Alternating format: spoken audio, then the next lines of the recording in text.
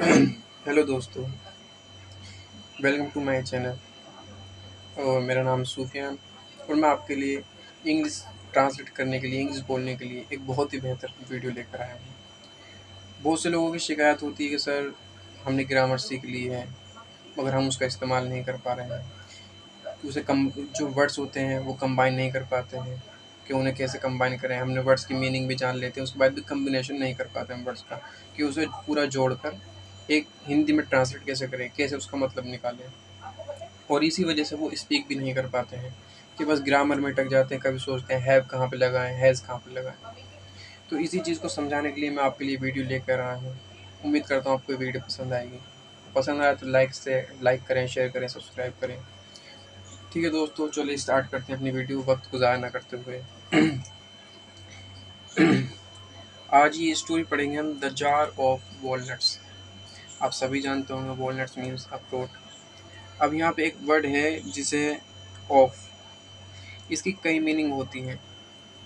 ठीक है, ये आपको समझाने के लिए बहुत बेहतर वर्ड मिला है मुझे आपको, तो इसे देखिएगा। ऑफ की 3 मीनिंग होती हैं हिंदी में अगर हम इसे ट्रांसलेट करते हैं। का, के, की। ठीक है, अब बहुत से लोग देखेंगे इसमें कि हम इसमें का लगाएं, की लगाएं या के लगाएं। अब यहाँ पे आपके सामने है द जार ऑफ वॉलनट्स। अब इसे माइंड में समझ लिया आपने। तो अब आपको दिखता होगा इसमें की नहीं लगेगा, इसमें आप लगाएंगे जग, मतलब का जग। तो जार ऑफ वॉलनट्स, अखरोट, अखरोट का जग। अखरोट की जग नहीं कहेंगे इसको आप, अखरोट के जग नहीं कहेंगे। के जग मतलब हो जाएगा बहुत सारे जग। यहाँ पे प्लूरल क्या है, वॉलनट्स।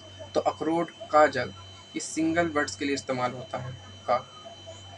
ठीक है, और अभी थोड़ी डिफ़िकल्टी हो रही होगी आपको समझने में, मगर आप आगे चल के देखेंगे तो आसानी से और चीज़ समझेंगे, धीरे धीरे आपको सब समझ में आ जाएगा, क्योंकि कोई भी चीज़ एक ही दिन में नहीं हो जाती। अली ख्वाजा, वॉज मीन्स था, ए मर्चेंट, क्या था, सौदागर। मर्चेंट मीन्स सौदागर, था। Ali Khwaja was a merchant, Ali Khwaja एक सौदागर था। ओके। हु लाइव, जो रहता था, इन बगदाद, बगदाद में, ड्यूरिंग, दौरान, द रीजन ऑफ द खलीफा Harun al Rashid. Reigns mean शासनकाल, जब वो राज्य करता था। अब यहाँ देखेंगे फिर से ऑफ आया है, खलीफा के शासनकाल में। अब यहाँ पे क्या का इस्तेमाल नहीं होगा, के इस्तेमाल होगा, खलीफा के शासनकाल में। ये हमें देखना होता है पीछे का वर्ड कौन सा है और आगे का वर्ड कौन सा है, उसके हिसाब से हम इसका क्या निकालते हैं कि यहाँ पे क्या लगेगा। इसको थोड़ी सी आपको शुरू में परेशानी होगी, जब आप बार बार रीडिंग करेंगे मेरे साथ, समझेंगे, आपका माइंड से कंफर्टेबल माइंड सेट करेगा, तो आपको सब चीज़ें समझ में आएंगी धीरे धीरे। ठीक है, रीजन ऑफ द खलीफा हारून अल राशिद, हारून अल राशिद के शासनकाल में वो बगदाद में रहता था। ठीक है, वन नाइट, एक रात, Ali Khwaja had a very strange dream, एक रात उसने क्या, यहाँ पे हेड का मतलब क्या इस्तेमाल किया जाएगा। हेड की भी 3-4 मीनिंग होती है, जो आपको अभी आगे चलते चलते सारी समझ में आएगी। हेड का मतलब पाया, उस यानी देखा उसने। Ali Khwaja had a very strange dream, strange mean अजीब, सपना देखा उसने, एक अजीब सपना देखा एक रात। इन द ड्रीम, ड्रीम सपने में, इन द ड्रीम सपने में। ही सो, उसने देखा। ही का मतलब वह होता है, अब देखेंगे आप, मगर जब हम इसे ट्रांसलेट करेंगे तो आपको धीरे धीरे सब समझ में आएगा। ही सो एन ओल्ड मैन, उसने देखा एक बूढ़ा आदमी। अब आप यहाँ देखेंगे, एक चीज़ बता के चलूँ कि यहाँ वह देखा नहीं बोलेंगे हम, उसने ही लगाएंगे। ठीक है, ही के भी अब इंग्लिश हिंदी में जब हम ट्रांसलेट करते हैं बहुत सी चीज़ें बदल जाती हैं, इस चीज़ को ध्यान रखकर चलें। आपको अगर इसे पढ़ना और समझना है सही, पहले तो आप इसे इंग्लिश में ही अपने हो सके अपने माइंड में सोचने की कोशिश करें। जो आप ये समझ जाएंगे वो क्या हुआ इंग्लिश में अपने माइंड में, या ना आप इसे इंग्लिश में समझें ना हिंदी में समझें, आप सिर्फ इसको सोचें। ही का मतलब एक तीसरा पर्सन होता है, सो का मतलब देखा होता है, एंड ओल्ड का मतलब होता है एक बूढ़ा, और मैन का मतलब आदमी। तो आप इसे माइंड में सोचें, उसके बाद जब इसे ट्रांसलेट हिंदी में करेंगे आप, तो आपको ये समझ में आ जाएगा किस तरीके से आपको इसे ट्रांसलेट करना है। ठीक है, द ओल्ड मैन सेड, बूढ़े आदमी ने कहा। द ओल्ड मैन, बूढ़ा आदमी, सैड, सैड ये से की दूसरी सेकंड फॉर्म है। उसने कहा शेम मतलब शर्म, ऑन यू आप पर शर्म आती है। ठीक है। अली ख्वाजा, उसने सपने में कहा अली ख्वाजा से आप पर शर्म आती है। You have never gone, gone third form है गो की, और यहाँ पे देखेंगे हैव नेवर गॉन ये चीज़ लगी है, तो आप यहाँ पे देखेंगे हैव के साथ अगर थर्ड फॉर्म लगाई जाती है तो उसका सेंस क्या निकलता है, चुका है।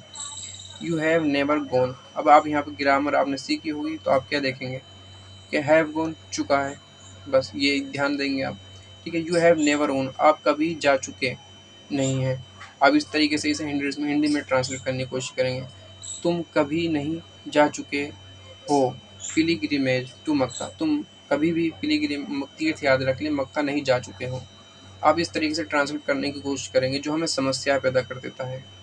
ठीक है। अगर और जब हम इसे एक बेहतर तरीके से एक समझ लेंगे अपने माइंड में, तो उसे किस तरीके से ट्रांसलेट करेंगे, तुम कभी मक्का नहीं गए हो तीर्थ यात्रा के लिए, तुमने मक्का के लिए कभी तीर्थ यात्रा नहीं की है। तो ये क्या चीज़ दिखाता है, हाल की चीज़ दिखाता है हमें कि हमने कभी की हाल फिलहाल में अभी तक की ही नहीं है वो चीज़। तो इस चीज़ों को लेकर चलें। हो सकता है थोड़ी अभी परेशानी हो रही है आपको समझने में, मगर आगे चलते चलते आप समझ जाएंगे। यू हैव नेवर गॉन आप कभी नहीं गए हो, इस तरीके से हम इसको निकालेंगे जिस तरीके मैं कन्वर्ट कर रहा हूँ। ऑन ए पिलीग्रिमेज किस पर, एक तीर्थ यात्रा पर, टू मक्का, मक्का आप कभी नहीं गए हो। वाई, वाई मीन्स क्यों, इज इट सो, अब यहाँ पे आप अगर आप ट्रांसलेट करते हैं तो आप इट का भी मीनिंग निकालेंगे, सो की भी निकालेंगे, इज की भी निकालेंगे, वाई की भी निकालेंगे। मगर अगर कोई आपके पास सब्जेक्ट से पहले इट आता है तो वहाँ पर इट सिर्फ एक कॉमनली लगाया जाता है, उसकी मीनिंग नहीं होती है। तो यहाँ पर हमारा क्या होगा, ऐसा, यहाँ पर सो का मतलब हम क्या यूज़ करेंगे, ऐसा, ऐसा क्यों है। वाई मीन्स क्यों, इसका मतलब है, इट्स कॉमनली लगाया गया है, नॉर्मली लगाया गया है, सब्जेक्ट से पहले आता है। अगर आपके किसी सब्जेक्ट से पहले लगाते हैं जो मतलब सब्जेक्ट एक पर्सन्स में ना हो, एक मान लीजिए जो मतलब निर्जीवित हो, उससे पहले लगाते हैं तो इस सब्जेक्ट से पहले इसकी कोई मीनिंग नहीं निकाली जाती। ठीक है। क्यों, क्यों है ऐसा। ठीक है। Ali Khwaja woke up, Ali Khwaja woke up, Ali Khwaja क्या हुआ, जागा, जाग गया, वॉक अप, ये पास में ही है, वॉक बैक की सेकंड फॉर्म है ये, वॉक अप, अली ख्वाजा जागा। वॉक का मतलब और गेट अप, इन दोनों चीज़ में एक चीज़ समझ लें आप। वॉक अप का मतलब होता है जागना, वेकअप का मतलब होता है जागना, गेट अप का मतलब होता है जाग कर उठ कर खड़ा हो जाना। ठीक है। अब जैसे मान लो कोई बोलता है वोकअप तो वो जागा है, नींद से जागा है, उठकर खड़ा नहीं हुआ है। और कोई बोलता गोट अप तो यहाँ तो वो जाग कर खड़ा हो गया है। ठीक है। फ्रॉम ही स्लीप अपनी नींद से, फ्रॉम मतलब से, ही मतलब उसकी, स्लीप मतलब नींद, उसकी स्लीप से जाग गया, नींद से जाग गया वो। इट वॉज, इट वॉज, अब देखिए यहाँ पर इट आया है, it was really a strange dream. अब यहाँ पे इट क्या होता है, ये कि फिर वो मीनिंग देगा। इट वॉज ये था, सच में एक अजीब सपना। ठीक है दोस्तों, ये था, रियली मीन्स सच में, एक अजीब सपना। तो आज के लिए मैं आपको इतना ही समझाऊंगा और इसे क्लियरली आपको समझा दूँ। और इसके बाद आपको मैं इसके मीनिंग वर्ड मीन्स के नोट भी दे दूँ, प्रोवाइड करा दूँगा, आप वीडियो बाद उसे देख सकते हैं। जो चीज़ मैंने समझाई है इस पर आप क्या करें, अभी थोड़ी सी परेशानी हुई होगी आपको, मगर एक चीज़ करें आप खुद भी, इसके बाद आप इसको रीड भी करें एक बार। ठीक है।